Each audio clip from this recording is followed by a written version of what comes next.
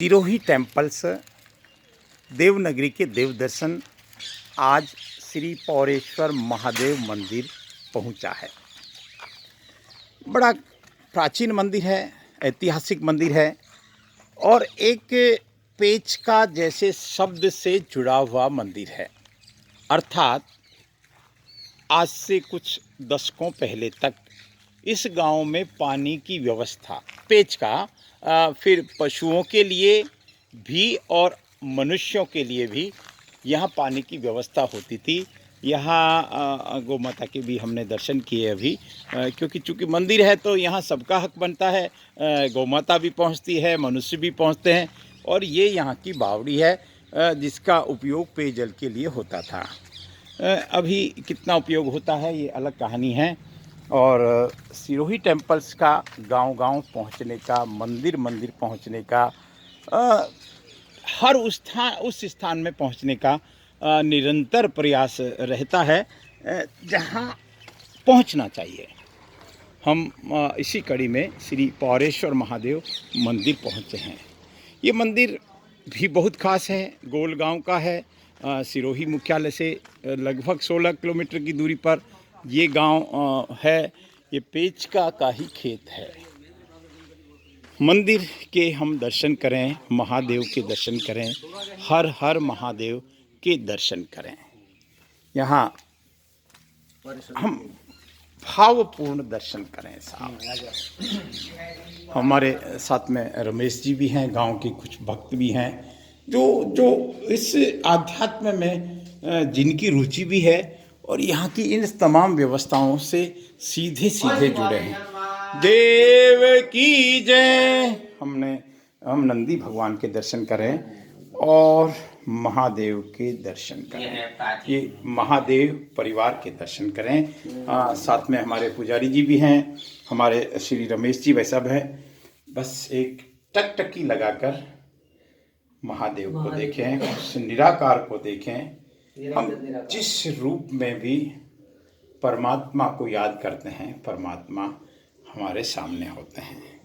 मैं एक और निवेदन करूंगा रमेश जी भाई साहब से कि आप यहाँ इस मंदिर के इतिहास के बारे में भी हमको बताएं। श्री पौरेश्वर महादेव मंदिर का इतिहास के लिए मैं श्री रमेश जी भाई साहब, पहले तो आपको मैं फिर प्रणाम करता हूँ।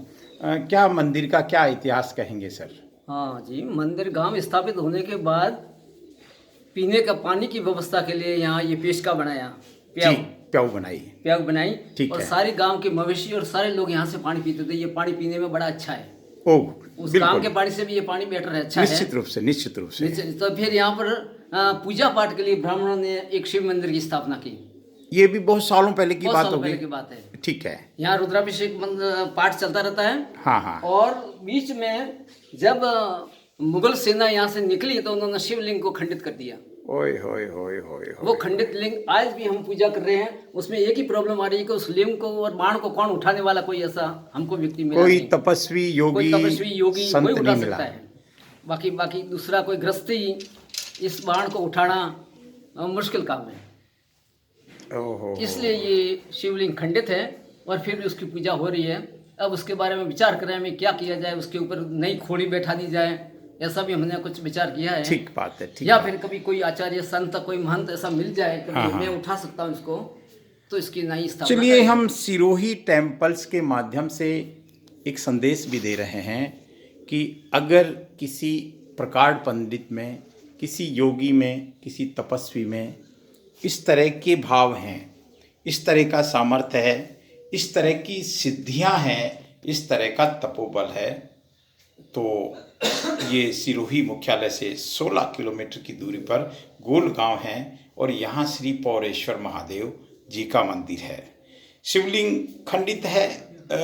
ये काल का खेल है, क्योंकि सनातन संस्कृति पर बहुत आपदाएं आई, बार आपदाएं आई, लेकिन संस्कृति की जड़ें बहुत गहरी हैं। इसलिए संस्कृति समाप्त हो नहीं सकती।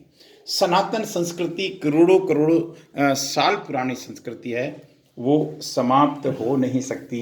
हमको रमेश जी बता रहे थे कि अगर कोई, क्योंकि इसका एक विधि विधान होता है, शिवलिंग को हटाना, स्थापित करना कोई खाने का काम नहीं होता, क्योंकि ये अनादि शक्ति का एक प्रतीक होता है। इसलिए ये खेल की बात नहीं है। फिर भी हम एक देवनगरी के देव दर्शन सिरोही टेम्पल्स के माध्यम से ये जरूर तो संदेश देंगे कि इस बारे में जो भी दर्शक हैं अवश्य चिंतन करें, इसमें क्या हो सकता है, अपने सुझाव दें, ताकि हम उन सुझावों को इस गांव तक पहुंचाएंगे। देखिए, यहाँ हम एक चीज़ और देख रहे हैं। ये एक हमने मार्कंडेय ऋषि का नाम सुना है। मार्कंडेय ऋषि जिन्होंने काल के भय से शिवलिंग से लिपट गए थे, और कहते हैं उसके बाद में इनका क्या मार्कंडेय ऋषि की क्या कहानी है आपके हिसाब से हुक्म? मैं मार्कंडेय ऋषि की कहानी आपको हमारे रमेश जी से पूछूं, उससे पहले मैं यहाँ एक शिलालेख और बता दूं। ये संवत 1548 में संभवतः इस मंदिर की स्थापना हुई होगी। क्या मार्कंडेय जी का यहाँ आजारी में मंदिर भी है, माँ सरस्वती का भी धाम है वहाँ। क्या कहानी है, संक्षिप्त में बताएं मार्कंडेय ऋषि की। मार्कंडेय ऋषि का जब जन्म हुआ जी, तब उनकी उम्र बहुत कम थी जी। उनके माता पिता ने भगवान की स्तुति और प्रार्थना की तो उनको पुत्र प्राप्त हुआ, मगर उनकी उम्र बहुत कम थी। हाँ। तो कम उम्र में अभी बाल्यकाल ही था, और हाँ। जब यमदूत उनको लेने आए जी, तो जी। यम के डर से वो तीनों लोक में घूमे, मगर किसी ने उनकी सहायता मदद नहीं की। हो। तब वो जाकर के शिव लोग गए और शिव जी का जो लिंग था उसके वहां लिपट गए।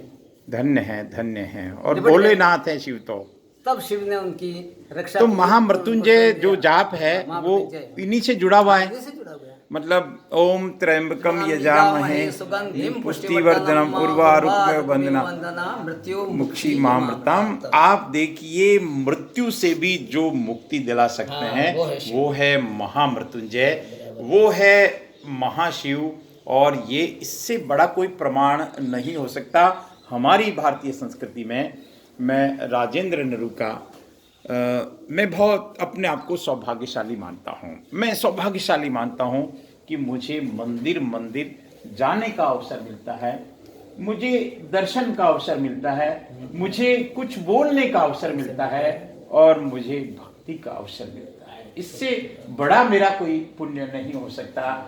मैं अपने आप को, मैं माता पिता को धन्य मानता हूँ जिन्होंने एक संस्कार दिए और मुझे ऐसे कार्य में जोड़ने की प्रेरणा दी। मैं इस महादेव मंदिर में पहुंचा आज, श्री पौरेश्वर महादेव मंदिर, जो अपने आप में अद्भुत है।